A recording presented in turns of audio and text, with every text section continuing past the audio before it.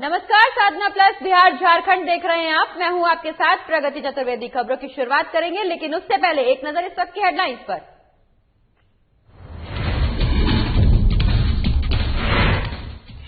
चारा घोटाला मामले में लालू की जमानत याचिका पर 6 नवंबर को होगी सुनवाई। अधिवक्ता ने कहा, हाई कोर्ट में अर्जेंट मेंशन को किया गया स्वीकार, जमानत से रिहाई का रास्ता होगा साफ। एलजेपी के राष्ट्रीय अध्यक्ष चिराग पासवान पहुंचे मधेपुरा। 3 अलग अलग जगहों पर जनसभा को किया संबोधित। पार्टी प्रत्याशी के पक्ष में जनता से मांगे वोट। तीसरे चरण के मतदान को लेकर तैयारियों में जुटा प्रशासन। कोरोना को लेकर मतदान कर्मियों को दिए जा रहा विशेष किट। कड़ी सुरक्षा के बीच कराई जा रही वोटिंग। तीसरे चरण के चुनाव में प्रचार प्रसार का आज आखिरी दिन। बीजेपी राष्ट्रीय महामंत्री ने की चुनावी सभा। पीएम के किए गए विकास कार्यों की जमकर की तारीफ।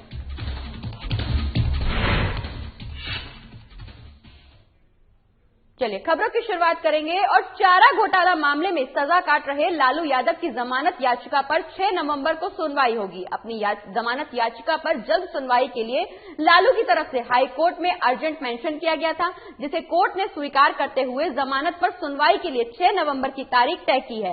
वहीं लालू के अधिवक्ता ने कहा कि हाई कोर्ट में उनके अर्जेंट मेंशन को स्वीकार कर लिया गया है। लालू प्रसाद की तरफ से दुमका कोषागार से अवैध निकासी मामले में जमानत याचिका दाखिल की गई है। आपको बता दें कि लालू प्रसाद यादव की जमानत से जुड़ा हुआ ये आखिरी मामला है। अगर इस मामले में लालू यादव को जमानत मिल जाती है तो उनकी रिहाई का रास्ता साफ हो जाएगा। कल हाईकोर्ट के कॉज लिस्ट में के 18 नवंबर में मामला सूचीबद्ध है।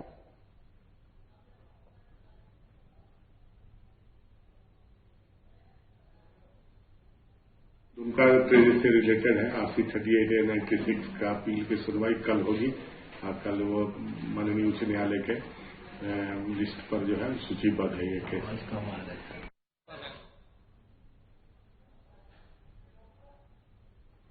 और पूर्णिया में बिहार के मुख्यमंत्री नीतीश ने चुनावी सभा को संबोधित किया। सीएम नीतीश ने दमदाहा में चुनावी प्रचार के समय कहा कि ये मेरा आखिरी चुनाव है। इसी के साथ सीएम ने विकास के अधूरे काम को पूरा करने के लिए जनता से समर्थन मांगा है और बिहार में एनडीए गठबंधन को जिताने की अपील की है।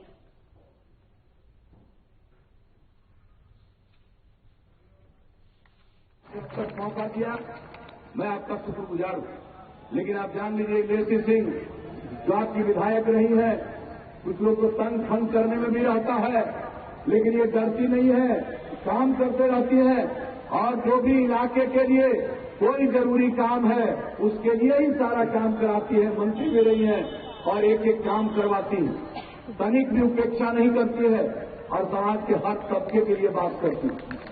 कोई भी समुदाय हो, हर किसी के लिए चिंता करती है, हर जात समुदाय के लोगों की चिंता करती है।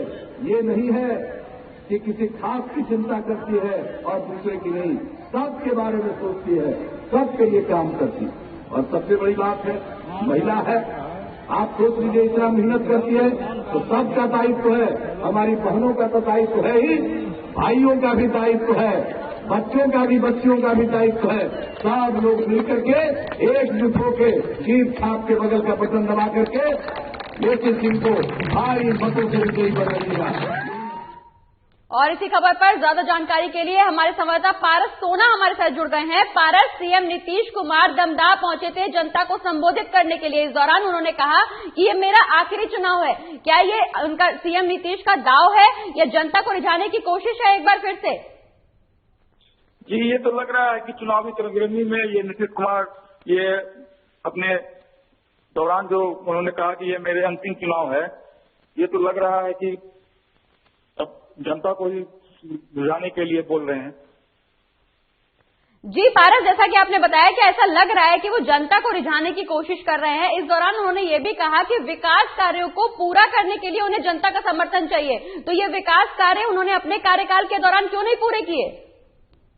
जी, उन्होंने कहा कि सर पूर्णिया धमदाहा में जेडीयू के उम्मीदवार को लेसी सिंह है, उन्हें के खिलाफ मांगा पूरे विकास कर चुके हैं। अभी वो एनडीए को गठबंधन को जिताकर मैं जो भी काम अधूरा है वो कर पाऊंगा। जी पारस, जैसा कि आपने बताया कि सीएम ने अधूरे कामों को पूरा करने के लिए जनता से समर्थन मांगा है, जनता से सहयोग मांगा है, एक बार फिर से एनडीए की सरकार बनाने की अपील की है जनता से।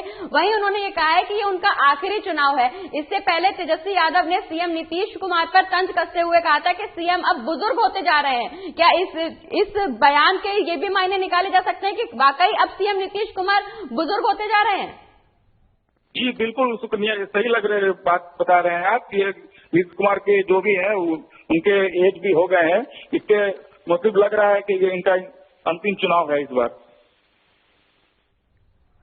जी पारस, जैसा कि आपने बताया कि सीएम नीतीश कुमार का कहना है कि ये मेरा आखिरी चुनाव है, इस पे जनता आपको क्या लगता है, जनता इस आखिरी चुनाव में उनको मौका देगी? आगे जनता उनको फिर से एक बार सीएम पद पे बैठाने की कोशिश करेगी? अब ये तो 10 नवंबर को ही पता चल पाएगा कि एनडीए की सरकार बनती है या गठबंधन के लिए, तो 10 तारीख को ही पता चल पाएगा। चलिए पारस, जैसा कि आपने बताया कि अब ये 10 तारीख को ही पता लग पाएगा कि सीएम एक बार फिर से बिहार की सत्ता को हासिल कर पाएंगे या नहीं कर पाएंगे। बहुत बहुत शुक्रिया पारस, आपका ये तमाम जानकारी हमारे दर्शकों तक पहुंचाने के लिए।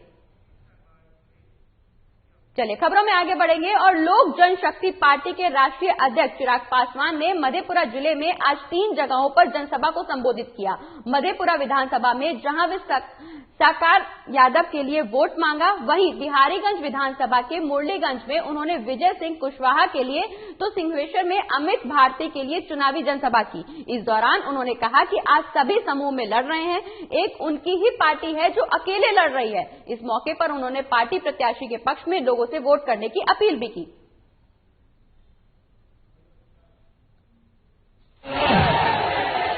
50 आदमियों के साथ इतनी शक्ति देकर गए कि अकेला ताकतवर लोगों के सामने लड़ रहे हो। अकेले पार्टी के झंडे के नीचे एकमात्र लोक जनशक्ति पार्टी में चिराग पासवान है जो अकेले रणभूमि में उतरे हुए हैं। आज इस तक में देख लीजिए, कोई 3-3 दलों के साथ, कोई 4 लाख झंडे के साथ, कोई 5 लाख गठबंधन के साथ रणभूमि में उतरे हुए हैं। और ये शक्ति बाबा ही मुझे देकर गए। इतना तो आप लोग मानेंगे ना कि चिराग पासवान किसी से डरता नहीं है, किसी से घबराता नहीं है, किसी के आगे छुपता है। और खबरों का सिलसिला लगातार जारी रहेगा, लेकिन फिलहाल वक्त एक छोटे से ब्रेक का, जल्द लौटेंगे।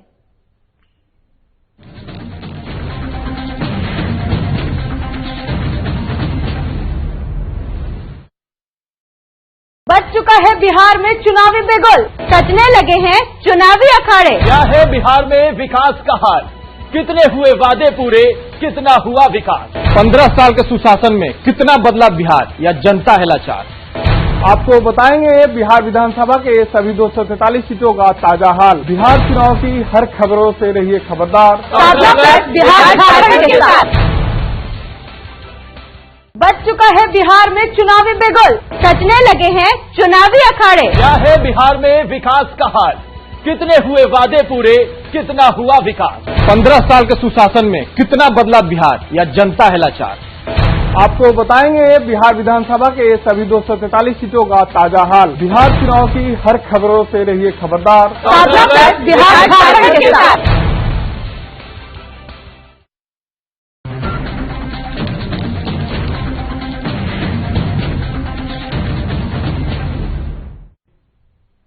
और ब्रेक के बाद एक बार फिर से स्वागत है आपका। खबरों में आगे बढ़ेंगे और बात करेंगे सहरसा की, जहां सहरसा विधानसभा में बिहार के उप मुख्यमंत्री सुशील मोदी ने रोड शो किया। आपको बता दें कि बिहार विधानसभा चुनाव के तीसरे और आखिरी चरण में के होने वाले चुनाव प्रचार को लेकर कई राजनीतिक दलों के नेताओं ने पूरी ताकत झोंक दी है। इसी कड़ी में बिहार के डिप्टी सीएम सुशील कुमार मोदी सहरसा पहुंचे, जहां उन्होंने सहरसा विधानसभा सीट से एनडीए के बीजेपी उम्मीदवार डॉक्टर आलोक रंजन झा के पक्ष में रोड शो निकाला। इस दौरान डिप्टी सीएम के साथ मधेपुरा से जेडीयू सांसद दिनेश चंद्र यादव, बीजेपी उम्मीदवार डॉक्टर आलोक रंजन झा सहित सैकड़ों तादाद में बाइक सवार समर्थक मौजूद रहे। वहीं रोड शो के समय डिप्टी सीएम ने बीजेपी उम्मीदवार आलोक रंजन झा को भारी मतों से जिताने की लोगों से अपील की। मौके पर डिप्टी सीएम ने विपक्ष पर निशाना साधा। इस दौरान उन्होंने विपक्ष पर निशाना साधते हुए कहा कि इस बार कोई लड़ाई नहीं है, एनडीए के पक्ष में आंधी बह रही है। आरजेडी और कांग्रेस के लोग सिर्फ बयानबाजी कर रहे हैं, जिस पर जनता भरोसा नहीं कर रही। हम लोगों ने विकास किया है और जनता विकास के नाम पर हमें वोट कर रही है।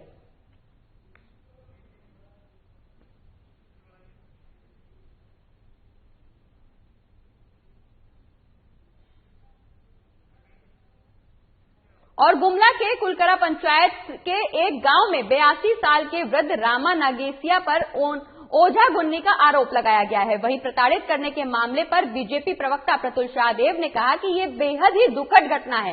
राज्य में अराजकता आ गई है। हमारी जब सरकार थी तो हमने ऐसी घटनाओं पर नकेल कसने का काम किया था। मौजूदा सरकार के कार्यकाल में लॉ एंड ऑर्डर ध्वस्त हो चुका है। वहीं कांग्रेस प्रवक्ता राजेश गुप्ता ने कहा कि अब बीजेपी के पास कोई मुद्दा ही नहीं बचा।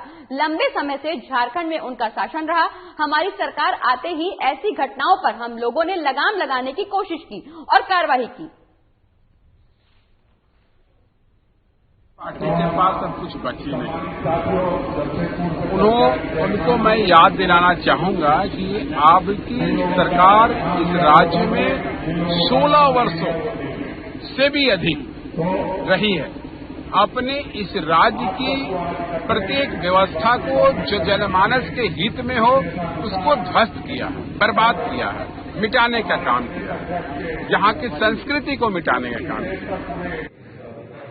देखिए, ये बहुत शर्मनाक बात है कि 21वीं शताब्दी में भी लोग ओझा गुनी या डाइन कहकर लोगों के साथ अमानवीय व्यवहार कर रहे हैं। जिस समय रघुवर दास की सरकार थी उस समय सरकार बहुत कड़ी कार्रवाई करती थी, लेकिन पिछले 10 महीने के दौरान पूरी अराजकता का दौर आ गया है। आप देखें, बेड़ो में एक वृद्ध दंपति को डाइन बिसाई के नाम पर मौत के घाट उतार दिया गया। गुमला में ये जो घटना आई, ये मानवता को शर्मसार करने वाली घटना, और कहीं ना कहीं ये दिखा रहा है कि इन लोगों के बीच से कानून का डर अब खत्म हो गया है। अगर कानून का डर होता तो ऐसी घटनाएं नहीं होती। और हमारी सरकार ने वृहद तरीके से जन जागरण अभियान भी चलाया था इस मुद्दे पे कि ये कैसे अंधविश्वास का खेल खेलते हैं लोग। लेकिन ये अंधविश्वास का खेल खेलने वाली शक्तियां फिर से हावी होती जा रही हैं और सरकार को इस पर लगाम लगाना चाहिए। और तीसरे और अंतिम चरण के चुनाव के लिए मधेपुरा जिले के चारों विधानसभा आलमनगर, बिहारीगंज, सिंहेश्वर और मधेपुरा के लिए मतदान की तैयारी शुरू हो गई है। मतदान के लिए मतदान कर्मी को विधानसभावार योगदान किया जा रहा है, साथ ही उन्हें मतदान सामग्री भी दी जा रही है। बता दें कि कोरोना को लेकर सभी मतदान कर्मी को विशेष कोरोना किट भी दिया जा रहा है।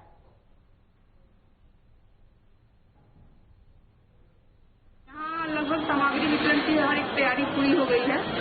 मैं प्रखंड गमरिया की वीडियो हूँ, प्रखंड विकास पदाधिकारी। यहाँ पार्टी ज्वाइनिंग हो रहा है। सामग्री वितरण के साथ साथ सभी जितने भी पोलिंग पार्टी है, कोविड किट अलग से दिया जा रहा है इस बार कोरोना को मद्देनजर देखते हुए। तो यहाँ बस ज्वाइनिंग लेना है इन लोग को और सबको ये देके सामग्री देके विदा करना है। और बाकी लगभग सभी तैयारी पूरी हो चुकी है हमारे 73 में धूपगढ़ विधानसभा। तो बिहार विधानसभा चुनाव को लेकर तीसरे चरण के चुनावी प्रचार प्रसार का आज आखिरी दिन है। इसी कड़ी में बीजेपी राष्ट्रीय महामंत्री डॉक्टर भूपेंद्र यादव सुपौल जिले के छातापुर विधानसभा पहुंचे, जहां उन्होंने पार्टी प्रत्याशी के पक्ष में चुनाव प्रचार किया। चुनावी सभा को संबोधित करते हुए भूपेंद्र यादव ने जनता से बीजेपी उम्मीदवार नीरज कुमार बबलू के पक्ष में वोट देने की अपील की। साथ ही उन्होंने पीएम मोदी के कार्यकाल में किए गए विकास कार्यों की जमकर तारीफ भी की। उन्होंने कहा कि पीएम नरेंद्र मोदी सबका साथ सबका विकास पर विश्वास करते हैं और उन्होंने बिहार ही नहीं पूरे देश का विकास किया है। बिहार की एनडीए सरकार लगातार विकास के लिए काम कर रही है। अगर जनता ने साथ दिया तो वो आगे भी बिहार में विकास करने का काम करेंगे।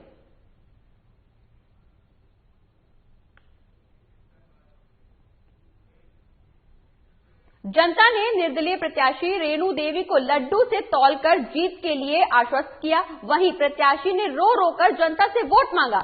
बता दें कि बेतिया में चुनाव प्रचार के अंतिम दिन कोई भी पार्टी कोई कसर छोड़ने को तैयार नहीं है। सभी प्रत्याशी जीत तोड़ मेहनत कर रहे हैं। कोई प्रत्याशी कहीं रोड शो कर रहा है तो कोई प्रत्याशी लड्डू से तौला जा रहा है, तो कोई प्रत्याशी रो रो कर वोट देने की अपील कर रहे हैं। ऐसा ही एक मामला नरकटियागंज में पूर्व बीजेपी नेत्री और निर्दलीय प्रत्याशी रेणु देवी का आया, जो बीजेपी से टिकट कटने के बाद इमोशनल और जाति कार्ड खेल रही हैं। साथ ही दूसरे प्रत्याशियों पर ऊंची जाति के होने का भी आरोप लगा रही हैं। 2015 के विधानसभा चुनाव में रेणु देवी बीजेपी से प्रत्याशी थी, जिन्हें बीजेपी से इस बार टिकट नहीं मिलने से बागी हुई रेणु देवी निर्दलीय प्रत्याशी के रूप में चुनावी मैदान में टाल ठोक रही हैं। वहीं जनता ने भी रेणु देवी को लड्डू से तौलकर इनको सम्मान दिया।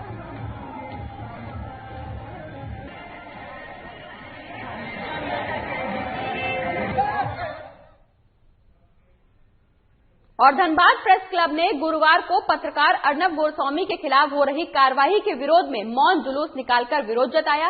इस मौके पर प्रेस क्लब के वरिष्ठ पदाधिकारियों ने सरकार को पत्रकारों की सुरक्षा और बदले की भाव से कार्रवाई पर संज्ञान लेने की मांग की। लोकतंत्र के चौथे स्तंभ पर देश के विभिन्न राज्यों में हो रहे हमले रोके।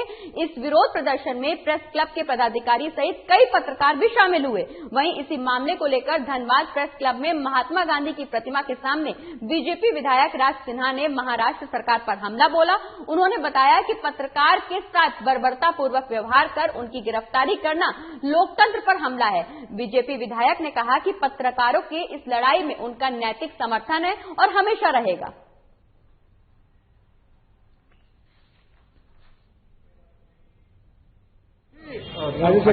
स्थिति है और यह तो किसी ने सोचा नहीं था कि आजाद भारत में ऐसी भी स्थिति आ सकती है।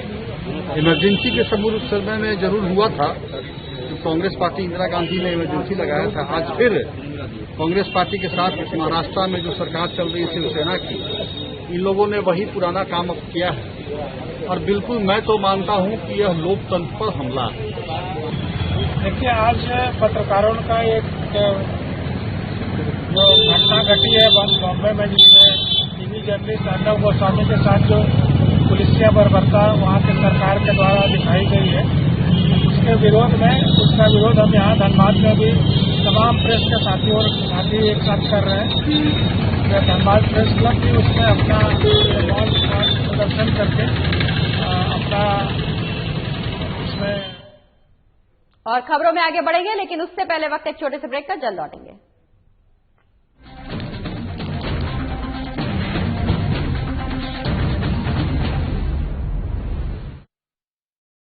बच चुका है बिहार में चुनावी बिगुल, सजने लगे हैं चुनावी अखाड़े। क्या है बिहार में विकास का हाल? कितने हुए वादे पूरे, कितना हुआ विकास? 15 साल के सुशासन में कितना बदला बिहार या जनता है लाचार? आपको बताएंगे बिहार विधानसभा के सभी 243 सीटों का ताजा हाल। बिहार चुनाव की हर खबरों से रहिए खबरदार। बिहार के साथ।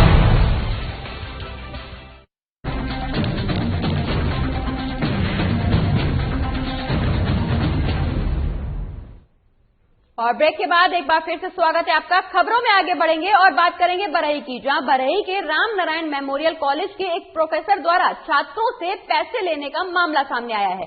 दरअसल सोशियोलॉजी प्रोफेसर गिरधारी यादव ने छात्र छात्राओं से प्रैक्टिकल के नाम पर पैसे लिए, जिसका वीडियो अब वायरल हो रहा है, जो कि अब तूल पकड़ते जा रहा है। इसी को लेकर कॉलेज प्रबंधन से नाराज छात्र छात्राओं ने विरोध प्रदर्शन किया।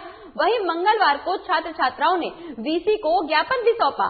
छात्रों ने सोशियोलॉजी शिक्षक को निलंबित करने की मांग की और जिन छात्र छात्राओं से पैसे लिए गए हैं उन्हें रिफंड कराने की भी मांग की गई, जिसमें टीम के सदस्य प्रतिकुलपति अजीत कुमार सिन्हा, डीएसडब्ल्यू इंद्रजीत कुमार और जन सूचना पदाधिकारी डॉक्टर प्रमोद कुमार ने कॉलेज पहुंचे और प्रिंसिपल से मिलकर मामले की जानकारी ली। वहीं प्रिंसिपल विमल किशोर ने बताया कि प्रोफेसर गिरधारी यादव से स्पष्टीकरण की मांग की गई है, जिसका जवाब उन्हें 48 घंटे के अंदर देने को कहा गया है।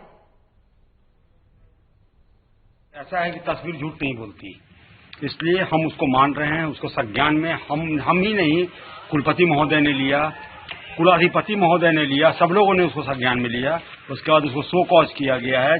पहले उसको 7 दिन का टाइम दिया गया, उसको 48 घंटा का टाइम दिया गया। हॉस्पिटल से उसे रिपोर्ट लिया गया है ताकि उस पर आगे की कार्रवाई को अनुमोदित की जा सके। और आरएलएसपी प्रमुख उपेंद्र कुशवाहा ने पटना में एक प्रेस कॉन्फ्रेंस की, जिसमें कुशवाहा ने वर्तमान सरकार पर जमकर तंज कसा और कहा कि बिहार में बच्चों को डिग्री 1 साल की जगह 5 साल में मिलती है, जिसको लेकर नीतीश कुमार ने क्यों नहीं कुछ किया। मुख्यमंत्री नीतीश कुमार आज भी अपनी कुर्सी बचाने के लिए पूरी ताकत झोंक रहे हैं। इसी के साथ उन्होंने ये भी कहा कि 10 तारीख के बाद नीतीश कुमार सरकार बनाने के लिए लालू यादव के सामने नतमस्तक होंगे।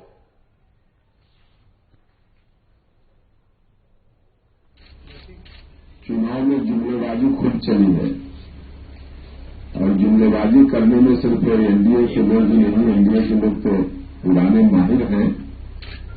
10 लाख 15 लाख अकाउंट में आएगा, इस तरह का जुमला लगातार उन लोगों ने किया। तो देश और बिहार की जनता समझ चुकी है ये लीजिए वाले तो जुमलेबाज हैं कि और एलजेपी के राष्ट्रीय अध्यक्ष चिराग पासवान ने एक प्रेस कॉन्फ्रेंस की, जिसमें उन्होंने बताया कि 2 चरणों के रुझान सामने आ रहे हैं। इसमें एलजेपी के उम्मीदवार को जीत मिल रही है। इससे ये अब साफ हो गया है कि बीजेपी और एलजेपी बिहार में सरकार बनाने जा रही है। तीसरे चरण के चुनाव के लिए उन्होंने लोगों से अपील की है कि अपना वोट जेडीयू को नहीं देकर बर्बाद न करें। वहीं मौके पर चिराग पासवान ने नीतीश कुमार को आड़े हाथों भी लिया और कहा कि नीतीश कुमार व्यक्तिगत टिप्पणी कर रहे हैं। उन्होंने पिछले 5 साल में बिहार के लिए क्या किया, अपनी उपलब्धियां जनता को बताएं। जनता आखिर उन्हें क्यों वोट दे, ये जरूर बताएं नीतीश कुमार।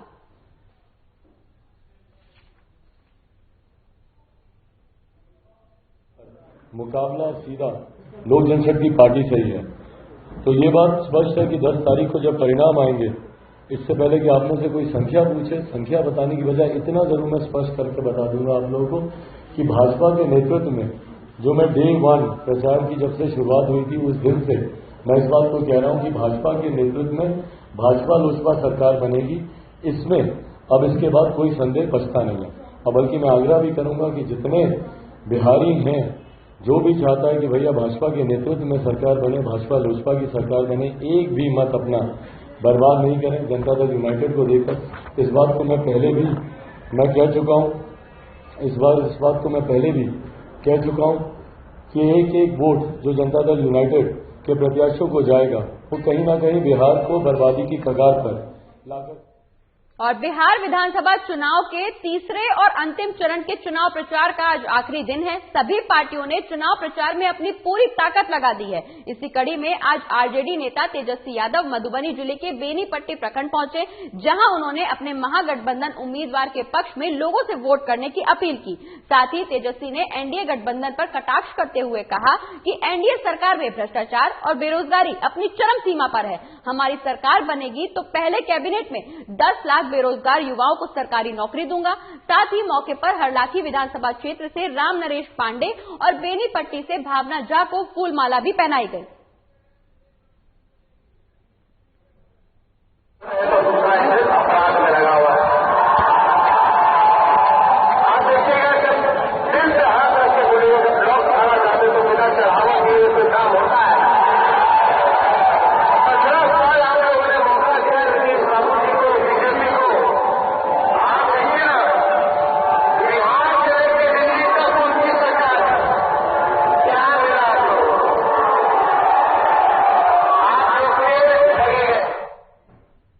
सीतामढ़ी में विधानसभा चुनाव का संबंध लड्डू, बालूशाही, काजू, किशमिश और सिक्के से हो गया है। जी हां, उम्मीदवारों को चुनाव प्रचार के समय ये चीजें खूब भा रही हैं। सीतामढ़ी के रीगा में सिक्के, लड्डू, बालूशाही और काजू किशमिश के जरिए उम्मीदवार अपनी जीत का मार्ग भी तय कर रहे हैं।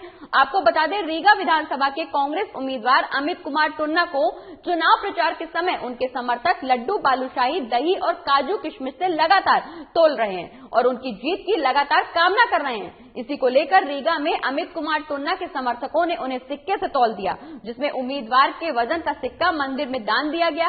वहीं कांग्रेस उम्मीदवार अमित कुमार टुन्ना अपनी जीत के लिए लगातार क्षेत्र में पसीना बहा रहे हैं और बीजेपी के उम्मीदवार से उनकी कड़ी टक्कर है। 20 को श्री शंकर मंदिर के प्रांगण में श्री अमित कुमार टुन्ना जी को सिक्का से तौल करके विजय बनाने का हम लोग संकल्प लिए हैं और वह जो है से सिक्का श्री शंकर मंदिर में दान स्वरूप जो है से दे दिए हैं। इसलिए भारी मतों से श्री टुन्ना जी को विजय बनाने का कृपा करें। कि मैं 5 साल अपने लोगों के साथ जो लोग जहाँ बोले वैसे काम किया, उनके हिसाब से चला, इसलिए लोगों का स्नेह और प्यार मेरे साथ। क्या लगता है आपको, किसी से टक्कर भी है क्या आपका? कहीं लड़ाई नहीं दिख रहा है, चाहे रीगा हो, चाहे सुप्पी हो, चाहे बदनी हो। आप लोग ज्यादा हमसे घूम रहे थे आपको।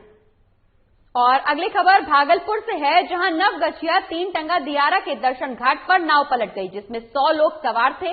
वहीं नाव पर सवार 70 लोगों के लापता होने की खबर है, जिसको लेकर लोगों की खोजबीन जारी है। हालांकि कुछ लोग तैरकर बाहर निकल गए। वहीं मौके पर एनडीआरएफ की टीम पहुंची, लेकिन स्थिति अभी भी साफ नहीं हो पाई है। स्थानीय लोगों के मुताबिक दर्शनीय धार के तेज बहाव में चल रहे भंवर में फंस जाने की वजह से नाव पलट गई। मौके पर भागलपुर जिलाधिकारी Pranav Kumar, SDM Rajesh Jha, Navgachhia SP Swapna Meshram, SDPO Dilip Kumar सहित तमाम अधिकारी मौजूद हैं।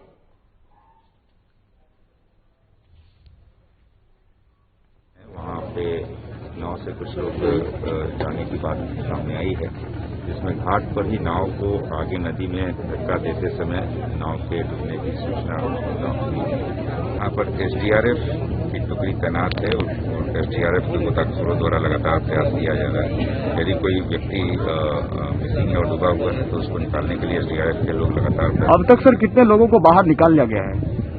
9 लोगों को बाहर निकाल लिया गया है। 9 लोगों को पीएससी गोपालपुर में भेजा गया है, जहां 8 लोग बिल्कुल ठीक है। एक व्यक्ति तो कितने लोग सवार होंगे अंदर?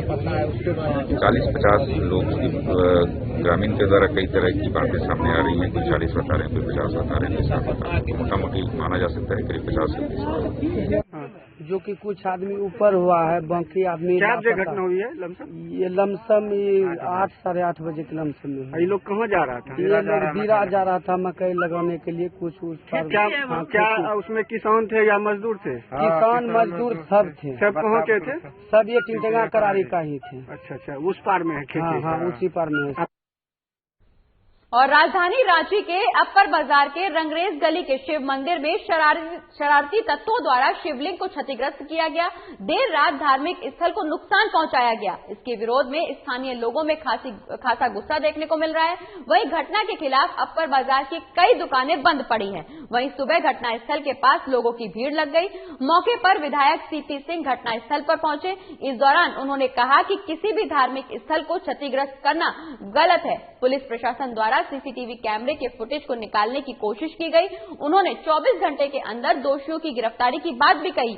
वहीं रांची सिटी एसपी कुमार सौरभ ने कहा कि मामले की जांच जारी है, दोषियों पर जल्द से जल्द कड़ी कार्रवाई की जाएगी। घटना स्थल पर पहुंचे लोगों ने कहा कि इस तरह की अप्रिय घटना पूरे भारत में घटित होती रहती है और हमेशा से हिंदू धार्मिक स्थलों को टारगेट बनाया जाता है। ये बिल्कुल भी बर्दाश्त नहीं किया जाएगा। प्रिय घटनाएं आए दिन पूरे भारतवर्ष में घटती रहती हैं और हिंदुओं की आस्था को चोट पहुंचाना फैशन हो गया। यह जो फैशन है, इसी के विरोध में हम लोग आए हुए हैं। यहाँ पर आज यहाँ पर रंगरेज गली स्थित अपर बाजार में हमारे शिव मंदिर को तोड़ दिया जाता है और तोड़ने का कारण पूछने पर किसी के पास कोई जवाब नहीं होता है और एकमात्र कारण है यहाँ के जो स्थानीय लोग हैं। और खबरों में फिलहाल इतना ही। आप देखते रहिए साधना प्लस बिहार झारखंड। नमस्कार।